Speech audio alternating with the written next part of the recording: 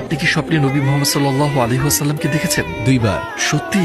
আলহামদুলিল্লাহ। এবং আমার স্বপ্নে আমি বাড়ির উপর হাঁটছিলাম একটা বাতাসের বয়ে চলা পথে, যেখানে আমার উপর শুধু পাথর ছিল। আমি আমার হাঁটুর নিচে তাকালাম এবং একটা পদচিহ্ন দেখলাম। কত আশ্চর্যজনক যে পাথরের মধ্যে একটা পদচিহ্ন আছে। এবং আমি স্বপ্নের মধ্যে জোরে জোরে বললাম, এটা এখানে কেন? কার পদচিহ্ন এটি? এবং আমি পেছন থেকে একটা কণ্ঠ শুনলাম, এটা তোমার পিতা ইব্রাহিমের পদচিহ্ন।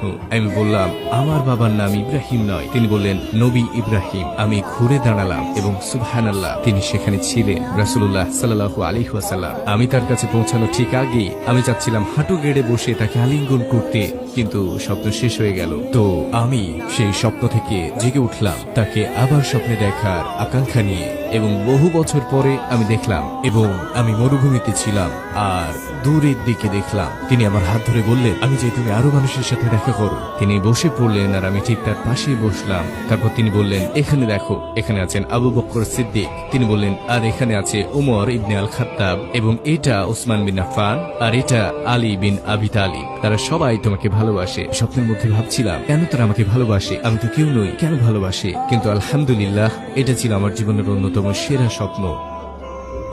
আমি আপনাকে ভালোবাসি হে রাসূলুল্লাহ। আমি